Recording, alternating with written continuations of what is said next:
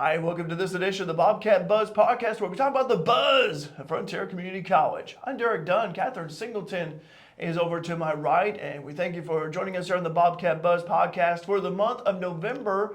And as always, the Bobcat Buzz Podcast is uploaded to the Frontier Community College Facebook page, along with our YouTube channel as well. So if you haven't done so already, like the Facebook page, subscribe to the YouTube channel, and also Frontier Community College is on Instagram and Twitter or X, whatever you want to call it. It's on there, so give us a follow on there as well for content. And we're going to be talking about how November is an important month for us here at the college, not just for Frontier, but also within the IECC district. There is a food drive. It started on November 1st. It runs all the way through the entire month of November. And I got Catherine here, who is the lead contact for this food drive. And Catherine, thanks for joining me here. And so, how long has this food drive been going on? I know it's been going on for a while. And how did it all start? Well, how it started for me was I got an email, I believe from Sarah Rush, that someone had contacted her asking who would be a good contact on campus, and she suggested me because I was the sponsor for the One Love Christian Club. Yes. And so I responded back, and I believe that was probably in 2018 or 2019. I was trying to get some information from other folks and didn't get anything back, but I think 2018, 2019, somewhere around in there. And like you said, it's friendly competition between the four campuses, just kind of bragging rights kind of a thing. Yeah. And so it's been going on 4 or 5 years that I am aware of, that I think we've been doing it. Okay. So, yeah. I did been going on for a while. I can't remember how long, but when you gave me the information about this a few weeks ago, what caught my eye was how students, faculty, and staff here at the college, how they can contribute to that. So how can they do that? Okay, so the way it's set up is you can contribute there'll be boxes in almost every building on campus. There should be some sort of a box that will be labeled for the food drive, and you can bring in whatever's on the list.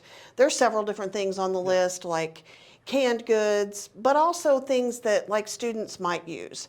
Because what we'll do is we'll split this between the student cabinet that we have in West Hall and then also other food pantries that are around town. So for instance, if we get in certain things that students might not utilize as well, that would go to a food pantry or something like that. So students, like pasta and tomato sauce and green beans and corn are reasonably popular. A lot of high protein things. Our athletes access it quite frequently, but other people use it too. And, trying not to make it be just junk food, but high protein, nutritious food that people can just take home, use it as a snack. Some of the things, might even be like those tuna pouches that you don't have to refrigerate or anything. And we just put those in the cabinet and people take them and they can eat them either on their way to class or on their way back to their apartment or their house or whatever. And I think some people don't realize that, some of our students, do have some food insecurity. Kind of a thing. I mean, yes, they're paying for school and yes, they're living in an apartment, but that stuff all gets expensive for them just like it gets expensive for us. And so this was just a way the cabinet on campus was just a way to help with that. And then this food drive just augments what's already in the cabinet. And also, I think for the students, and I think about how back in the fall, for example, with volleyball, how you look at our players. They had a lot of home games early on, and then for the month of October, it was a lot of road games. And so I was thinking of the aspect of they go to class, and then like for road games, if they have to leave early, then they're on the road and they get back, it could be late, and they're looking for that late meal, if you will, something to at least to eat something before they go to bed. And so we talk about also about the student athletes, how I know it's about trying to stay in shape and stay healthy, and there's always like that special diet out there. Right. And then of course also we have single mother students. We have students that are married and trying to, get through this portion of education and that kind of a thing. So anything that's nutritious for them is helpful also.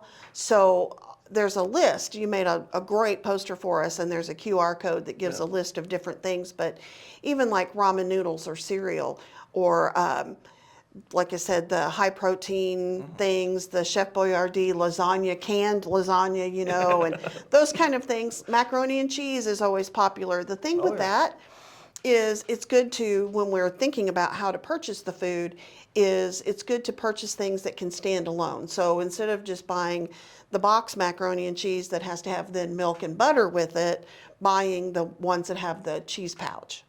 Then that way it's kind of self-sufficient kind of a thing, and you don't have to have something in order to make this. Right. Yeah, sure. So. Last year you told me there was 1,065 food items that were donated. Correct. And I think one of the goals for this year, for this month of November, is to exceed that number. But what other goals, maybe? Well, we'd love to exceed that number. Love to see more. Any more participation is always wonderful. And the foundation actually last year approached me and asked if the style show would be a good place to collect food. I mean, technically, it is a campus activity, and so we're tapping into other people in the community also, and letting them be aware of the fact that, we do have students that have these food issues and things like that. So we're going to be able to do that again this time at the style show, which is Sunday, the 3rd, or the 4th. Sorry, I know you did it last 3rd. year. Yeah, Yeah, I remember and that. so it will be this year too, and I know that they were on the radio talking about that. So just I think more participation. If you have more participation, then you'll have more food items. And quite honestly, Frontier, even though we're the smallest per capita campus, we still collected a reasonable amount of canned goods compared to the other colleges. Right. So I feel like we, in a way, maybe we brought in more. It just doesn't look like more because there's less of us. I see at the college here, I think about how we do our best to help the students out. And you and I were faculty here, and we do our part to help each other out. And so there's like this culture here, this nature of helping helping each other out about this campus, and that's something that I have seen time and time again. Yeah, and I think too, another thing, students can help themselves out too. If they would like to bring, for instance, in my class, y'all can remember this.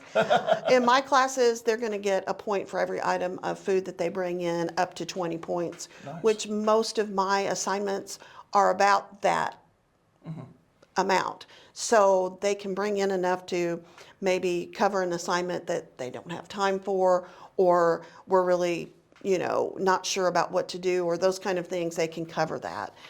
So I would challenge the other instructors around campus to do something similar where you can get some extra credit. And I know several have done that in the past, and I'm sure we'll continue to do that. But then that just encourages people to donate and to think about, and those kind of things. Awareness is a huge portion of it. Absolutely. You look back at this experience since it started, and how has it impacted you personally? I think mainly in just seeing how people do respond to it, and the outpouring that you generally get from people. And for instance, Linda Monge and Phi Theta Kappa have offered to help this year. And just that sense of community, that sense of, oh, okay, this is a need. Let's see how we can meet this. Okay.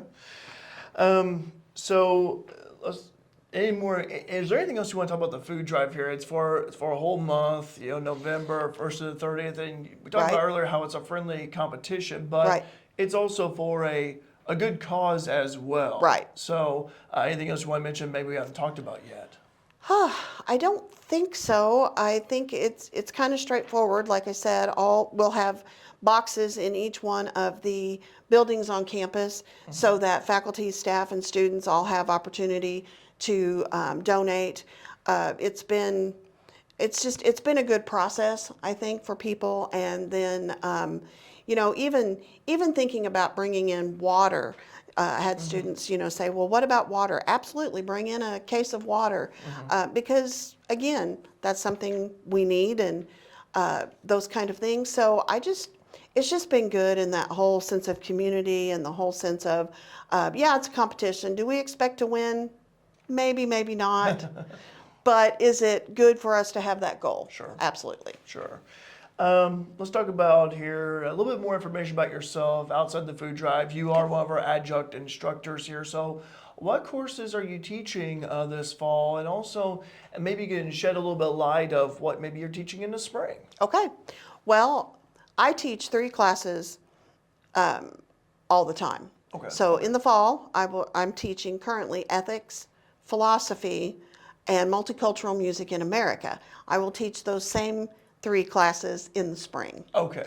Then in the fall, I teach philosophy of religion, but then in the spring, I teach sociology of religion. And somehow, I believe the courses that I teach, if a student takes all of the courses or a certain combination of them, I know that they complete a particular requirement for instance, USI.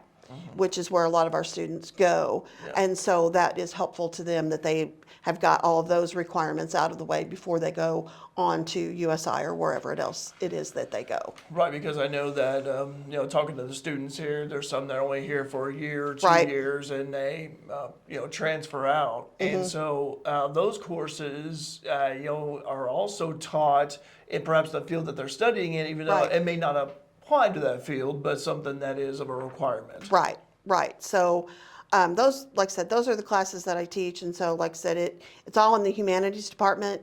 Multicultural Music in America covers 2 credits, a fine arts credit and then a cultural diversity credit. And we don't have a lot of those cultural diversity options here on campus. Mrs. Monge teaches Yeah. 1, and then I teach 1, and I'm not sure what else is available. Okay. Let me ask you this. You are an adjunct instructor here. Correct. And adjuncts, what is the importance of adjuncts in your eyes and for the colleges and universities? Well, I think adjunct professors, fill in a vital role.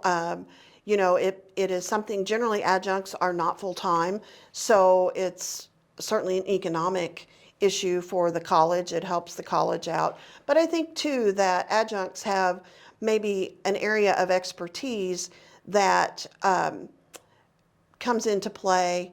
I've come from several different backgrounds, and so I think that comes into play when I'm teaching, for instance, ethics or teaching music in multicultural America. Yeah. That is part of my background, and so I think that that's helpful because you bring kind of that experience to the table. Obviously, full-time faculty bring that experience too, but a lot of times adjuncts are also working another job or doing something like that. And so I think that it is certainly an economical way, but it's also a way to use more people. Sure. Okay. I know we talked about the food drive, talked about your teaching background a little bit. What inspired you to become an instructor, by the way?